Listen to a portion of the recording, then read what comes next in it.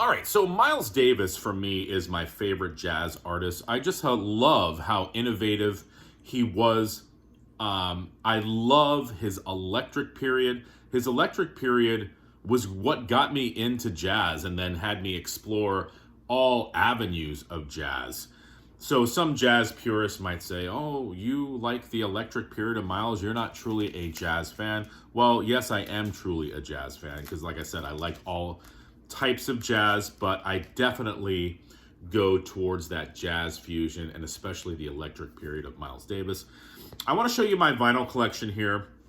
Um, on CD, I pretty much have his whole discography. I'm slowly building the Miles Davis vinyl, and I've noticed that I have a lot of his live records. So I just want to come on here and show you guys what I have. Again, Miles Davis being my favorite jazz musician. This is 1986 Tutu, a later Miles album, but still a classic. Songs like Tutu, songs like Tomas, songs like Half Nelson, just funky, groovy, everything that I love about Miles Davis. This is a classic. Milestones, Cannonball Adderley is on this record, John Coltrane. Probably in a list of jazz albums, this would appear. Love this record. As I said, I love all eras of Miles, all eras of jazz. This album, I mean, so much has been said about it. Bitches Brew, whether you like it or not, it changed the face of jazz, okay? It was basically Miles Davis saying, you know what? I'm kind of tired of doing the same thing over and over and over again. I'm going to change it up a little bit. And Miles changed it up. Everything down to the cover art. I love this record. To go along with that, a few years back on Record Store Day, they came out with an album called Double Image. And this was some unreleased songs from Bitches Brew. This is definitely a fun listen.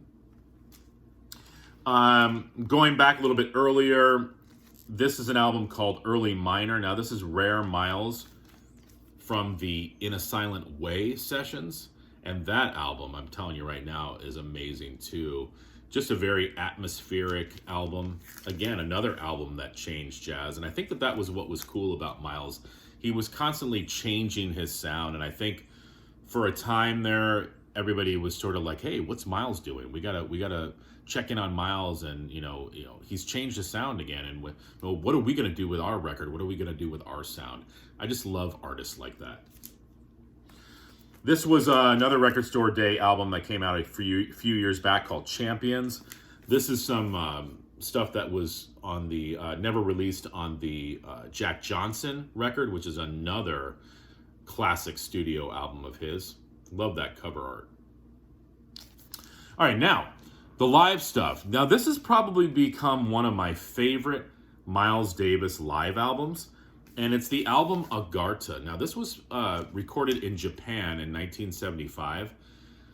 He also recorded an album called Pangea. Now, here's the difference.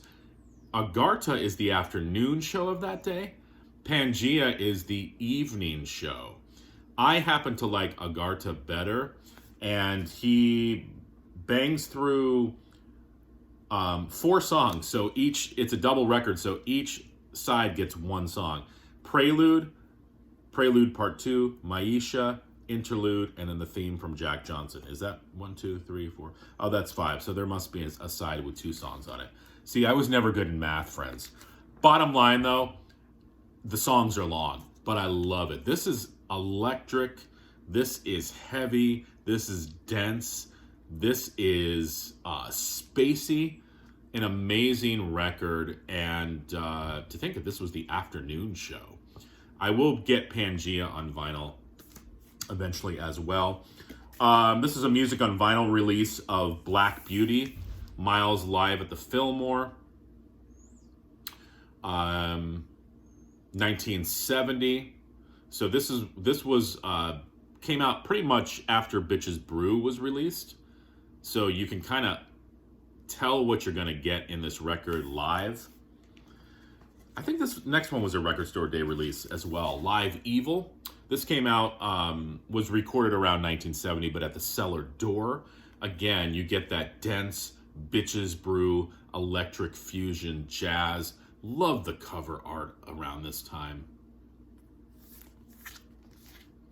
You know, Herbie Hancock was kind of doing some of this funky cover art as well. A lot of artists were, but I'd like to think Miles Davis was probably one of the innovators of that. This is a really cool record.